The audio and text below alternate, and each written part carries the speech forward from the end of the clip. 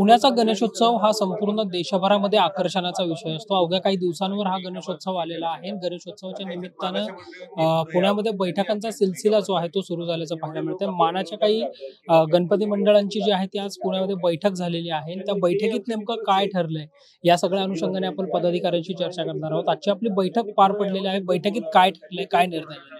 निर्णय काही असे घडलेत की जे काही दरवर्षीप्रमाणे उशीर व्हायला लागलेला आहे मिरवणुकीसाठी, तर त्याच्यावर अंमलबजावणी अशी चालली की बरीचशी मंडळं आहेत जे तयार आहेत की सकाळी 7 वाजता निघायला, तर प्रशासनाने ती परवानगी द्यावी। किंवा दुसरं असं आहे की मानाच्या मंडळांना अशी विनंती आहे की त्यांनी सकाळी 7 वाजता निघावं, जेणेकरून बाकीच्या मंडळांना जो त्रास कमी होईल। व प्रशासनाने असा पण डिरेक्टिव्ह आणावा की मानाच्या मंडळांसाठी 2 पथकं आणि बाकीच्या मंडळांसाठी 1च पथक। त्यासाठी पण आम्ही तयार आहोत की त्यांनी जर असे निर्णय दिले तर आम्ही त्याचं पालन करू आणि प्रत्येक मंडळाला टाइम स्लॉट द्यावेत की त्यांनी त्या टाइम स्लॉटमध्ये समाधान चौक किंवा त्या सगळ्या फटाफट पुढे निघावं। बरीचशी पथकं जास्ती लावल्यामुळे जो काही उशीर व्हायला लागलाय त्यामुळे बऱ्याचशा मंडळांना तो त्रास होतोय आणि तो त्रास न हो आणि पटकन उत्सव लवकरात लवकर संपावा, ज्याने पोलिसांना पण मदत होईल या गोष्टीची, अशी आमची पूर्ण मागणी। आणि त्याला आम्ही बरेचसे मंडळ एकत्र येऊन सकाळी 7ला निघायला आणि लवकर मिरवणूक संपवण्यासाठी आम्ही इथे एकत्र आलो होतो आणि त्या पद्धतीने आम्हाला पुढे जायचंय। गणेशोत्सव मंडळांची बैठक आयोजित केली होती। बैठकीत काय चर्चा झाली आणि काय निर्णय झाले? या बैठकीमध्ये अनेक विषयावर सांगोपांग चर्चा झाली। अनेक कार्यकर्त्यांनी आपली वेगवेगळी मतं मांडली, पण प्रामुख्याने चर्चा ही झाली की यावर्षीची गणपतीची मिरवणूक जी आहे, जी एरवी 30-35 तास चालते, ती इतके वेळ न चालता लवकर संपावी। कारण यावर्षी दुसऱ्या दिवशी ग्रहण आहे। ग्रहणामध्ये आपण विसर्जन करणं थोडं धर्माला धरून होणार नाही, त्यामुळे ही मिरवणूक लवकर संपवावी असा प्रयत्न आहे। आणि त्याच्या अनुषंगाने जेव्हा आम्ही चर्चा केली तेव्हा अनेक मंडळांनी आम्ही सकाळी 7 वाजता पण जायला तयार आहोत अशी इच्छा ते व्यक्त केली। आमचा आग्रह हा आहे की ज्यांना मानाच्या गणपतीला जेव्हा त्यांच्या वेळेप्रमाणे यायचं त्यांनी यावं, पण त्यामुळे इतर लोकांचा वेळ त्यांनी खाऊ नये। त्यामुळे आणि पूर्वी एकच मार्ग होता, आता शहरामध्ये अनेक मार्ग झालेले आहेत। सगळ्या मार्गांवरती काही मानाचे गणपती जात नाहीत, ते एकाच मार्गाने जातात। इतर मार्गाने बिगर मानाचे गणपती आहेत, तेव्हा त्याला देखील 7 वाजता जाण्याची परवानगी द्यावी आणि प्रत्येकाने आपल्या मंडळासमोर एकच पथक ठेवावं। पण ते ढोल लेझिमचं असू दे, ते लाऊडस्पीकरचं असू दे किंवा आणखीन कुठला असू दे, त्या 2 गणपती मंडळामध्ये फारसा अंतर न पडता पाठोपाठ लवकर जावं आणि ही मिरवणूक लवकर संपवावी अशी विनंती करायची। जे मानाचे गणपती आहेत त्यांच्यावर पण आमची चर्चा चालू आहे आणि मला असं वाटतं की ते याला सकारात्मक प्रतिसाद देतील अशी आमची भावना आहे या ठिकाणी। गणेशोत्सवला जो आहे तो राज्योत्सव म्हणून मान्यता मिळालेली आहे, तर त्या अनुषंगाने सुद्धा काय बैठकीत चर्चा झाली आहे? आणि या राज्योत्सवाचा पुण्याच्या गणेशोत्सवामध्ये कसा फायदा होऊ शकतो त्याबद्दल काय? याची चर्चा अशी झाली की हा राज्याचा उत्सव जाहीर केला हे चांगलं झालेलं आहे, पण याच्यात चर्चा अशी झालेली आहे की आता जो निधी त्यांनी उपलब्ध करून दिलेला आहे तो काहीतरी खड्डे दुरुस्त करा, हे करा, याच्यासाठी महापालिका आहे, सरकारची वेगळी खाती, ते चालू आहे रुटीनप्रमाणे। हा निधी थेट त्यांनी गणपती मंडळाच्या कार्यकर्त्यावर आणि गणपती मंडळावर खर्च करावा आणि त्याला जर मग ताकद दिली। आता सरकार काय म्हणतंय, आम्ही स्पर्धा स्पर्धा पूर्वीपासून आहे, म्हणजे खुराक तुम्ही दुसऱ्याला देणार आणि लढती मंडळात लावणार, तर हे चुकीचं आहे। तुम्ही खुराक पण मंडळांना द्या आणि त्यांचे आमच्याकडून सामाजिक आर्थिक अहवाल घ्या आणि त्याची योजना तयार करा। आणि ते योजना तयार करताना तुम्हाला जर मदत लागली सरकारला तर आम्ही त्याच्यात तुम्हाला अनेक मुद्दे सुचवू। तर आमची आग्रहाची मागणी अशी आहे की इव्हेंटवर खर्च करण्याऐवजी जी 132 वर्षाची मुवमेंट आहे त्याच्यावर सरकारने खर्च करावा, म्हणजे गल्लीपासून दिल्लीपर्यंत त्यांना उत्तम दर्जाचे लोकप्रतिनिधी मिळतील।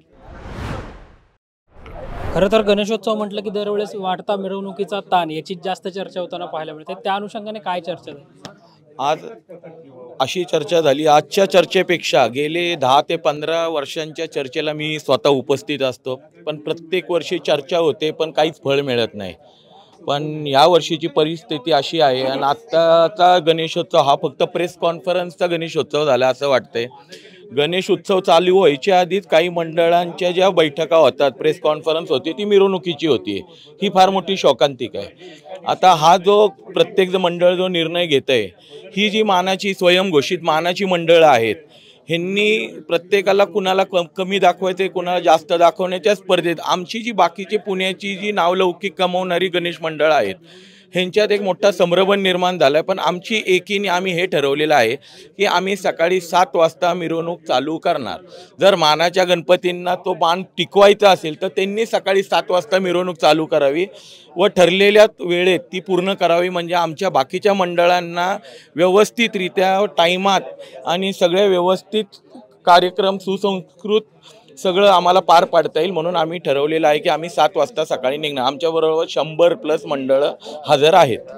निश्चितच तर 7+ जवळ 100+ मंडळं जी आहेत ती सकाळी 7 वाजता निघण्यासाठी तयार आहेत असं सांगण्यात येतं. आणखीनही पदाधिकाऱ्यांशी आपण बोलूयात. मानाचे गणपती जास्त वेळ घेतात, त्यानंतर मग मिरवणुकीला पुढे उशीर होतो. या सगळ्या अनुषंगाने आपण सकाळी 7 वाजता सुद्धा निघण्यासाठी तयार आहोत असं म्हटलं. याशिवाय आणखीन काही चर्चा या बैठकीमध्ये?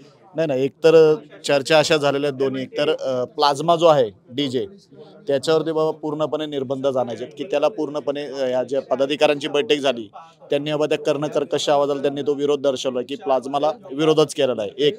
आणि दुसरा जे याच्या आहेत ढोल लेझिम पथक आहेत त्याच्यावरती पण आपण बंधन आणले पाहिजे. नाहीतर काय होतं फक्त स्पीकरवरती गुन्हे दाखल केले जातात आणि ढोल पथकवाल्यावरती गुन्हे दाखल केले जात नाही आहेत एवढं सांगणं झालेलं आहे. आणि याच्या व्यतिरिक्त जो सकाळी 7ला आहेत की तो जसे म्हणतात मानाचे गणपती निघणार आहात, जर ते नसतील निघलात तर इतर मंडळांची तयारी झालेली आहे की ते 7ला जायला तयार आहेत.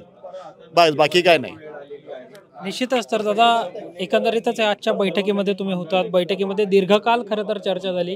कायमस्वरूपी ठोस तोडगा या सगळ्यावर निघावा अशी देखील आपण सगळ्या कार्यकर्त्यांनी व्यक्त केलेली इच्छा होती. काय सांगाल, यावर्षीचं कसं नियोजन केलंय? तर प्रत्येक मंडळ हे गणपती उत्सव साजरा करत असतं. तर ह्यावर्षी आमच्या मंडळाचं 129वं वर्ष आहे. लोखंडी संघ आमच्या गणपतीचं आत्तापर्यंतचं जे आहे, आम्ही गेले 30 ते 35 वर्ष झाले की आम्ही नुबवी शाळेपासून आम्हाला पास आहे. तर आम्ही सकाळी 7 वाजता पण जाण्यासाठी रेडी आहे आमचं मंडळ.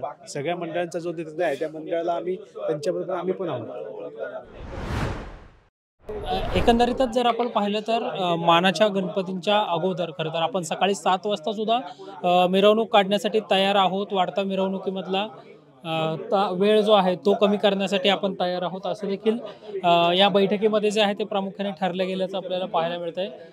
खरं तर पुण्याचा जो गणेशोत्सव आहे या गणेशोत्सवाच्या अनुषंगाने आजची बैठक जी आहे ती संपन्न झाल्याचं आपल्याला पाहायला मिळतंय. कॅमेरा पर्सन शिवाजी साळुंकेसह संकेत देशपांडे, टॉप न्यूज मराठी, पुणे. घ्या परदेशात भरारी, तेही सर्वसामान्यांना परवडणारी. 1 रुपया भरा आणि थायलंडमध्ये फिरा. सचिन इंटरनॅशनल घेऊन आले आहेत जगातली सर्वात स्वस्त परदेश टूर. पूर्ण 5 दिवसांचं पॅकेज आता फक्त 32,999 रुपयांमध्ये. पॅकेजमध्ये विमान प्रवास, हॉटेल, ब्रेकफास्ट, ट्रान्सपोर्ट आणि प्रेक्षणीय स्थळे. सचिन इंटरनॅशनल 18 वर्षांपासून पर्यटन क्षेत्रातील एक विश्वसनीय नाव. सचिन इंटरनॅशनल सोबत मनसोक्त फिरा. संपर्क 7767989898.